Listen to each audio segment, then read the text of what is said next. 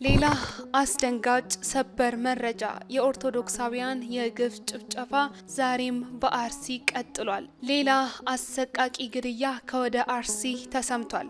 ዲያቆን ሄኖክ ኃይሌ ዝምታውን ሰበረ። በአባቶች ላይ እየተደረገ ያለው ሴራም ተጋልጧል። ሁሉም ኦርቶዶክሳዊ ሊጠነቀቅ ይገባል። የአርሲ የንጹሃን ግድያ ብዙ እውነታዎችን ይፋ እያደረገ ነው። ሰላም ውድ የጊዜ ቲዩብ ቤተሰቦች እንደምንሰነበታችሁ እንዴት ቆያችሁልን? ሰላም እግዚአብሔር ከእናንተ ጋር ይሁን። እንግዲህ ዛሬም በመረጃ ሰዓታችን አዳዲስ መረጃዎችን ይዘን ተመልሰን መጥተናል።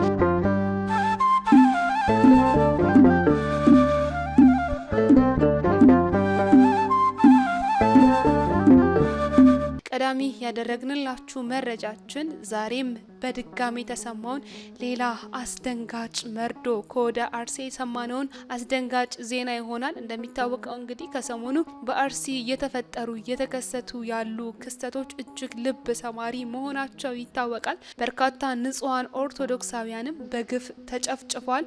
ይሁንና ዛሬም በደረሰን መረጃ መሰረት እንግዲህ በአርሲ ሀገረ ስብከት በሌላ ወረዳ 5 ንጹሃን ምዕመናን እንደተገደሉ መረጃዎች ደርሰውናል።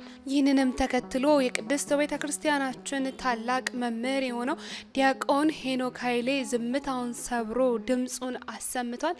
ለነዚህ በግፍ ለተጨፈጨፉ ኦርቶዶክሳውያን ሰማዕታት ቤተ ክርስቲያን ምህላ ታውጅ፣ ለተሰዉትም ተገቢውን ክብርና ጸሎተ ፍታት እንዲደረግላቸው እንጠይቃለን በማለትም ዲያቆን ሄኖክ ኃይሌ ተናግሯል። በመልእክቱም ዲያቆን ሄኖክ ኃይሌ መልእክቱንም እንዲህ በማለት ያሰፈረ ሲሆን ይህንን ጽሑፍ ቁጭ ብለን እያነበብን ያለን በዚህ ሰዓት ምስራቅ አርሲ ገጠር ውስጥ ስላልተገኘን ብቻ ነው በማለት ጽሑፉን የጀመረው ዲያቆን ሄኖክ ኃይሌ በዚህች ቅጽበት በስጋት ውስጥ ሆነው ከአሁን ምን ይመጣብን ይሆን እያሉ ያሉ የኦሮሞ ምዕመናን ቁጥራቸው ብዙ ነው። ከቀናት በፊትም የተገደሉትን ተናግረን ሳናበቃ ለነሱ ያፈሰስነው እንባችን ሳናበቃ አሁንም ደግሞ ሌላ ቦታ 5 ንጹሃን ኦርቶዶክሳውያን ምዕመናን እንደተገደሉ እየሰማን ነው። ሰሞኑን ከ2000 ዓመታት በፊት ሄሮድስ ስላሳደዳት እመቤታችን ሰቆቃ ወድንግል እያልን እያዘንን ነው። ከሰይፍ ልጇን ማስጣል ላልቻለች የአርሲዋ እናትስ እንዴት ዝም እንበላት? እንዴትስ ዝም ማለት ይቻለናል?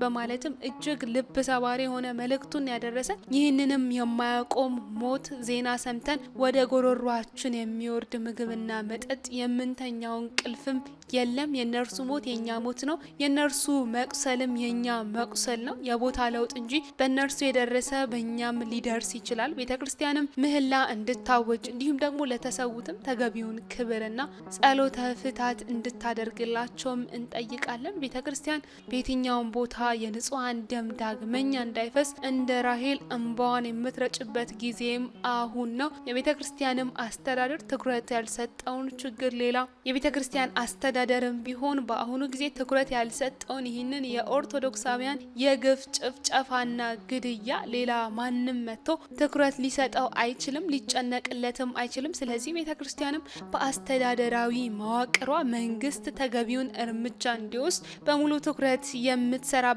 ጊዜም አሁን ነው። ቅዱስ ሲኖዶስም ቢሆን በዚህ አይነት ጊዜ የሚያሳየው ምላሽም ከሌለ ሌላ ቀን ቢጣራ የማይሰማውን ቤተክርስቲያን አልባ ክርስቲያን በራሱ ላይ ይፈጥራልና ሐዋርያዊት ቤተክርስቲያንም በክህነት የማትመራ የመሆን አደጋ ይገጥማታልና ክህነትም ከሌለ ደግሞ ቤተክርስቲያንም ምስጢራት የሏትምና ክህነትም ከሌለ ደግሞ የቤተክርስቲያንም ምስጢራት የሉምና ኦርቶዶክሳውያን ምዕመናን ይህንን ጊዜ ለመካሰስ ወይንም ደግሞ አባቶቻችንን ለመሳደብ አንዱ ሌላኛውን ለማስጠቆርና ለማናቆር ሳይሆን ለጸሎት ለምህላና ለሰብአዊ ስራና መሬት ላይ ቢወርድም ለሰብአዊ ስራና መሬት ላይ ቢወርዱ ችግራችንን የሚፈቱ ዘላቂ መፍትሄዎች ላይ በትብብር ለመስራት ምክንያት ብናደርግ የተሻለ ነገር ማምጣት እንችላለን። የሌላ እምነት ተከታዮችም ቢሆኑ ሆነው ይህንን በኦርቶዶክሳውያን ላይ ብቻ ሳይሆን በኢትዮጵያውያን ላይ የተቃጣውን ጥቃት ዝም ብለው ጉዳዩን በተቋምም በግል የሚያወገዙ ሰዎችን እናከብራለን። ነገር ግን ዝምታን የመረጡ የተጋለጡ ሰዎችም ዝምታቸውን ሰብረው መናገር ይገባቸዋል። ይበላችሁ ብለው የተሳለቁብንና በክፋት ቀን ክፋታቸውን ላሳዩን ደግሞ እውነተኛ ማንነታቸውን ስላሳዩን እያመሰገንን አቤቱ በኢየሩሳሌም ቀን የኤዶምን ልጆች አስብ፣ እስከ መሰረቷ ድረስ አፍርሱ አፍርሱ ያላቱንም ብለን ለሰማያዊው ዳኛ ሰጥተነዋል። መዝሙረ ዳዊት ምዕራፍ 137 ከቁጥር 7 ላይ ያለውን ሀሳብም ጠቅሶ የመልእክቱን መቋጫም አድርጓል። የንጹሃን ደም አይፍሰስ፣ መንግስትም የዜጎቹን ደህንነት ያስከብር፣ የምስራቅ አርሲ ምእመናን ደህንነታቸው ይጠበቅ የሚሉ ጥብቅ የሆኑ መልእክቶችንም አስተላልፏል ዲያቆን ሄኖክ ኃይሌ። ይህ ብቻ አይደለም፣ በጽሁፉ ውስጥም ሰሞኑን በጋሻው ደሳለኝ በኦርቶዶክሳውያን ላይ የተሳለቀበትንም ቪዲዮ በተመለከተ ምላሽ ጭምርም ሰጥቶበታል። እንግዲህ ውድ ኦርቶዶክሳውያን፣ ሌላኛው መረጃችን ደግሞ የዘመቻ ስም ማጥፋት እየተደረገባቸው ያሉትን ብፁዓን አባቶቻችንን የሚመለከት ይሆናል። ይህንን ሴራ ሊያውቀውና ሊረዳው ይገባል። ኦርቶዶክሳውያን ሁላችሁም ይህንን መልእክት ልታደምጡት ይገባል። ከሰሞኑን የምናያቸው አግባብነት የሌላቸው የስም ማጥፋቶች እየተካሄዱ እንደሆነ በተለያዩ የማህበራዊ ሚዲያዎች ላይ እየተመለከትን እንገኛለን። አንዳንድ አስተያየት ሰጪዎች በተለይም ደግሞ በአርሲ ሀገረ ስብከት የተፈጠረውን የኦርቶዶክሳውያን የግፍ ግድያ በማንሳትና ይህንንም መነሻ በማድረግ አባቶችን ሲያጠለሹና ዝምታን መርጠዋል በማለትም በእጅጉ የስም ማጥፋት የጅምላ ስም ማጥፋት ሲያካሂዱም እየተመለከትን ነው። ታዲያ ይህንንም በተመለከተ ሁሉም ኦርቶዶክሳዊ ይህንን መልእክት ሊሰማው ይገባል በማለት አንድ ያገኘነውን መልእክት ለእናንተ ልናደርሳችሁ ወደናል። እንደሚታወቀው እንግዲህ በጳጳሳቱ ላይ በጅምላ የተከፈተው ይህ የስም ማጥፋት ከዚህ የስም ማጥፋት በስተጀርባ እንግዲህ ትልቅ ሴራ ሊኖረው ይችላልና ሁሉም ኦርቶዶክሳዊ ሊጠነቀቅ ይገባል እንላለን።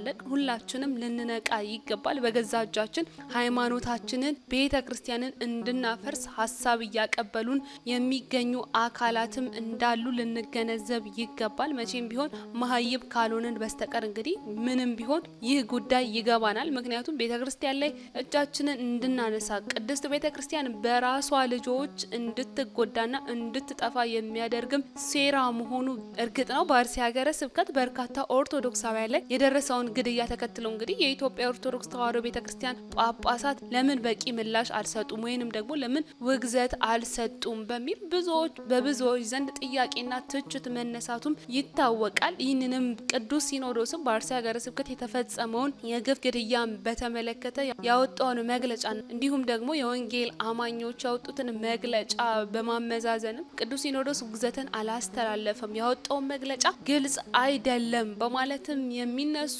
አንዳንድ ሀሳቦች ከኛው ቅድስት ቤተክርስቲያን ልጆች ሰምተናል። ይሁንና ይህ ደግሞ በቤተክርስቲያኒቱ አመራሮች ላይ የጅምላ ስም የማጥፋት ወይንም ደግሞ የመውቀስ ዘመቻም እንዲካሄድ ምክንያትም ሆኗል። ታዲያ ለዚህ ጉዳይም ይህ ክስተት ሊፈጠር የቻለበት ምክንያት ሊሆኑ የሚችሉ አንዳንድ ሴራዎች በቅድስት ቤተክርስቲያን ላይ እየተጋረጡ መሆናቸው ልንገነዘብ ይገባል እንላለን። ከስም ማጥፋቱን በስተጀርባ ሊኖሩ የሚችሉ ግልጽ ያልሆኑ ሴራዎች ወይም አላማዎች አሉ ብለንም እናስባለን። የቤተክርስቲያኒቱን ተአማኒነት ማሳጣት እንዲሁም ደግሞ አንዳንድ ተቃዋሚ ኃይሎች ወይንም ደግሞ ቡድኖች የቤተክርስቲያንን አመራር ደካማና ለምእመናን ጉዳይ ደንታ የሌለው አስመስለው በማቅረብ በሕዝብ ዘንድ ያላቸውን ክብርና ተአማኒነት ለማሳጣት መፈለጋቸው እንዲሁም የፖለቲካ አጀንዳ ማስፈጸሚያ በአካባቢ ወይንም ደግሞ በሀገር ደረጃ የፖለቲካ ትርፍ ለማግኘት የሚፈልጉ አካላት በቤተክርስቲያኒቱ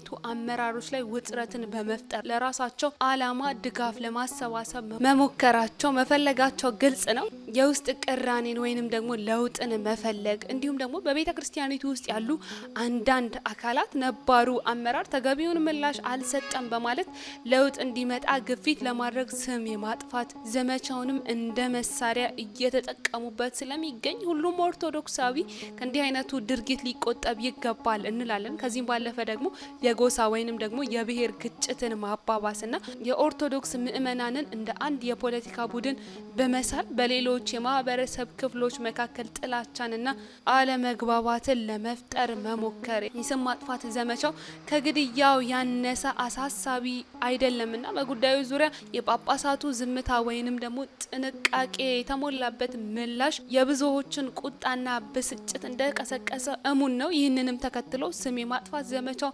የጳጳሳቱን ድርጊት በመጠቀም የቤተ ክርስቲያኒቱን ተቋማዊ አቋም ለማዳከም ወይንም ደግሞ የፖለቲካ ግቦችን ለማሳካት ታስቦ ሊሆን ስለሚችል ሁሉም ኦርቶዶክሳዊ ሊጠነቀቅ ይገባል እንላለን። ከዚህም ባለፈ ደግሞ ጳጳሳቱ የወሰዱት እርምጃም ቢሆን ትክክል ነበር ወይንም ደግሞ አልነበረም የሚለው ጉዳይ ሌላ ሆኖ ሳለ ይህንን ጉዳይ ሁላችንም ልናሰብርበት ይገባል። ጳጳሳቱ የሚወስዱት እርምጃ ቅድስት ቤተክርስቲያን የምታስተላልፈው መልእክት ልክ ነው አይደለም የሚለው ሌላ ጥያቄ ነው። ነገር ግን የህዝቡን ምሬትና ትችት መሰረት በማድረግ የሚደረገው የጅምላ ስም ማጥፋትና ውዝግብ ከጀርባው የራሱ የሆነ ሴራና አላማ ሊኖረው ይችላል የሚልም ግምት አለን። ይህ ሁኔታም እንዲፈጠር ያደረጉትን ምክንያቶችና ከጀርባው ሊኖር የሚችለውንም ነገር ውስብስብ ሊሆን ስለሚችል ሁላችንም ልንጠነቀቅና ይህንን ጉዳይ ቁጭ ብለን ልናጤነው ልንገነዘበው ይገባል። አንድ ነገር ከማስተላለፋችን በፊት ደጋግመን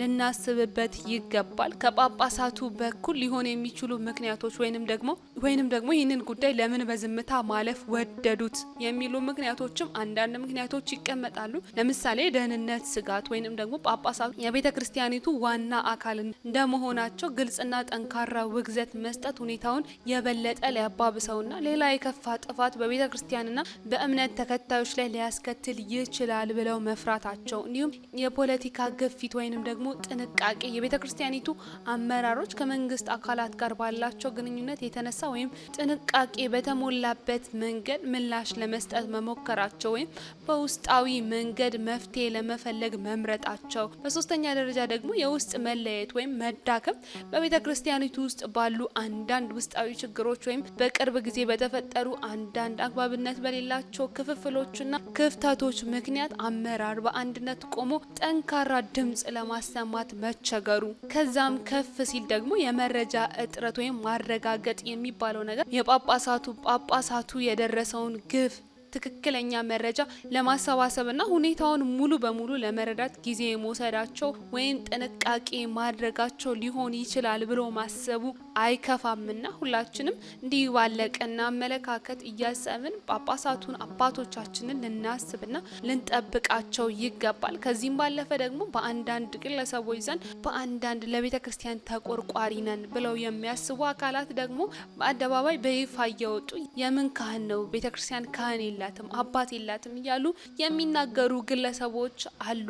ይህ ንግግራችንም ልንጠነቀቅ ይገባል። የምን ካህን የለንም ወይም የላትም ብለን ቅድስት ቤተ ክርስቲያንን በዚህ ልክ ልንናገር አይገባም። ካህናቶች አሉን። ከካህናትም በላይ ሊቅ የሆኑ ካህናትና አባቶች አሉን፣ ዛሬም ድረስ አሉን። ነገር ግን ሐዋርያዊ የክህነት ክትትልም ቢሆን በቅድስት ቤተ ክርስቲያናችን አለ።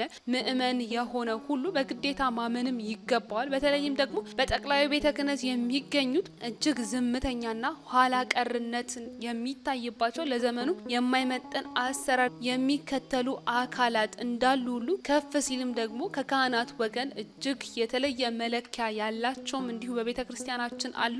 የቀኖና ጥሰት የሚነሳባቸው ካህናት እንዳሉ ሁሉ ከዚህ ውጪ ደግሞ እንደ ልባቸው የሚናገሩ አንዳንድ ግለሰቦች ምናልባትም ኢትዮጵያ የዓለም ብርሃን ተከታይ ሰለባ በመሆናቸው ምክንያት አጋጣሚውን በመጠቀም ካህነን የሚሉ ሊኖሩ ይችላሉ። ከነዚህም ካህን የለም ከሚሉ ወገኖች እንዳንሆን ሁላችንም ልንጠነቀቅ ይገባል። ይህም ደግሞ በኢትዮጵያ የዓለም ብርሃን የታቀፉ አንዳንድ አካላት የአለቃ አያሌው ሀሳብን በማምጣት በኢትዮጵያ ቤተ ክርስቲያን ካህን የለም የሚል ውሃ የሚያነሳ ሀሳቦችን ሊያነሱ ይችላሉ። ካህን የለም ማለት ግን ስርዓተ ቤተ ክርስቲያን የለም፣ ሚስጥራተ ቤተ ክርስቲያን አይፈጸምም እንደማለት ስለሆነ የሀሳቡ ስህተት ብዙ ትርጉም ይዞ ስለሚመጣ በስሜት ብቻ መነዳት መልካም አይደለም።